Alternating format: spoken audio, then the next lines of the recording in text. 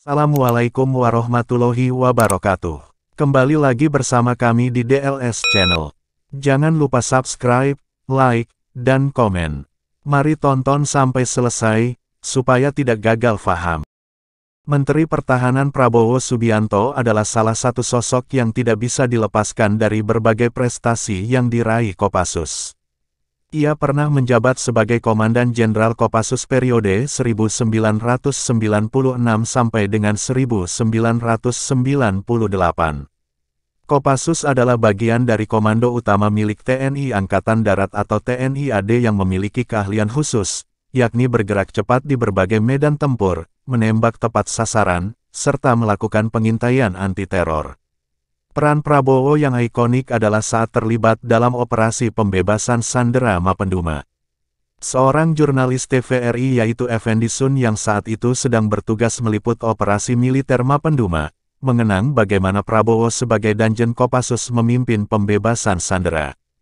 Ia juga mengaku ikut serta menyaksikan bagaimana Prabowo memimpin pasukan operasi militer dan mengatur strategi guna membebaskan sandera. Saya melihat Prabowo yang dipatuhi oleh pasukannya. Bebannya luar biasa karena menyangkut dunia internasional. Keputusan sekecil apapun harus diperhitungkan, karena kita akan membuat keputusan terkait penyergapan itu. Di satu sisi ngeri juga, namun di sisi lain saya bangga karena Indonesia punya kemampuan, lanjut Effendi. Selama penyanderaan para korban digiring berjalan di hutan Papua, tanpa mendapatkan asupan makanan, sehingga beberapa sandera jatuh sakit.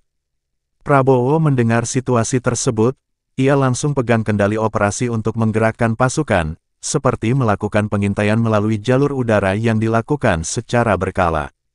Proses membebaskan penyanderaan memang tak mudah, terlebih para sandera berada di tengah hutan belantara yang sangat lebat dan luas, serta tanpa alat komunikasi apapun.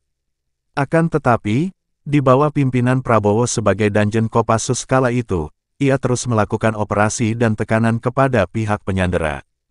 Tim Kopassus yang dikerahkan Prabowo berasal dari grup 5 anti-teror yang berseragam hitam-hitam.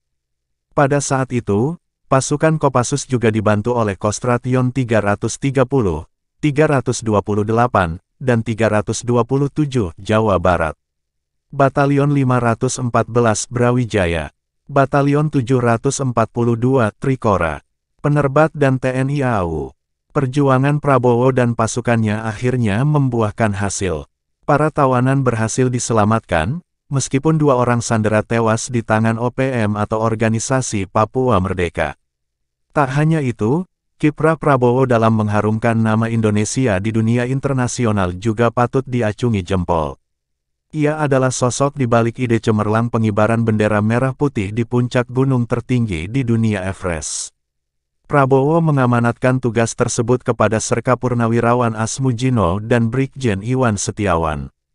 Asmujino adalah orang pertama yang teriakan takbir di puncak gunung tersebut dengan ketinggian 8.848 mdpl di atas permukaan laut. Bersama dengan Iwan, Asmujino terlibat dalam ekspedisi Everest Indonesia tahun 1997.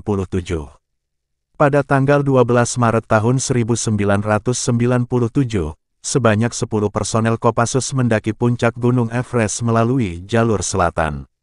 Sedangkan, jalur utara dilakukan oleh 6 personel yang dilakukan pada tanggal 22 Maret tahun 1997.